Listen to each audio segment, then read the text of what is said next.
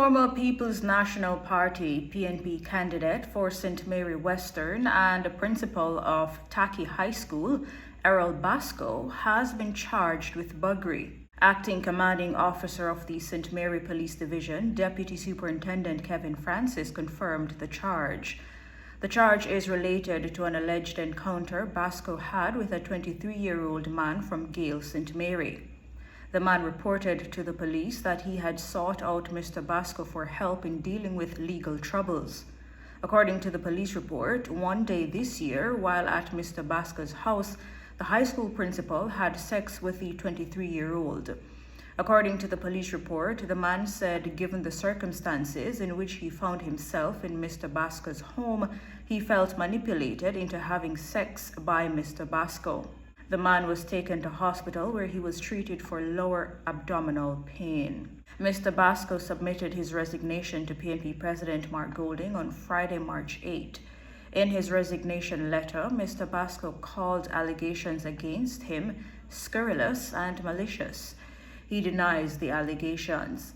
Basco further said that he was resigning with great regret and a heavy heart, but decided to walk away given the potential impact of the issue on the party's reputation. Generation 2000, G2K, the youth arm of the Jamaica Labour Party, has called for Basco's resignation from his position as principal of the Taki High School. Basco remains in custody and is to appear in court early this week.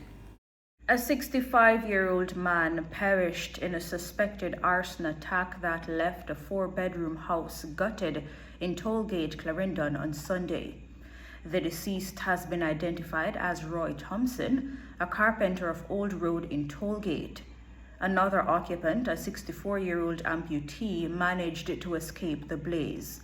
The police say about 2 a.m. on Sunday, the occupants heard a crashing sound in a section of the house.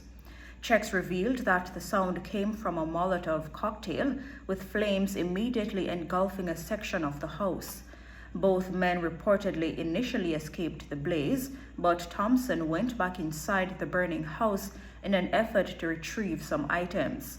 A section of the building collapsed on him. The police and fire team were summoned to the scene, and Thompson's burnt body was retrieved from the rubble.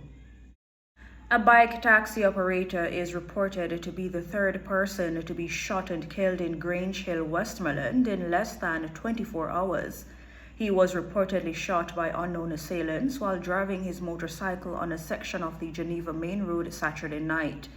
The deceased has been identified as 37-year-old Ricardo Green, otherwise called Ricky.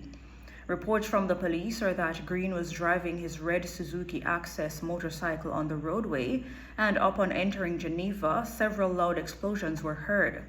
The police say Green reportedly lost control of his motorcycle and crashed on a section of the roadway. The police were alerted, and upon their arrival, Green was discovered lying on his back beside his motorcycle with what appeared to be multiple gunshot wounds to his upper body. He was transported to the Savannah Lamar Public General Hospital by the police, where he was pronounced dead.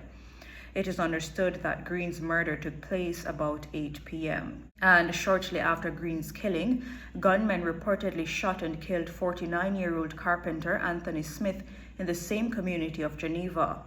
Reports are that Smith, who had parked his bike on a section of the Geneva Main Road, was killed in the community some 15 minutes after the bike taxi operator's murder.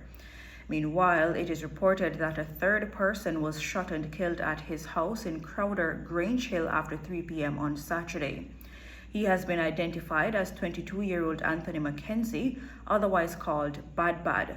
It is not clear whether the incidents are related, and the police say investigations are ongoing.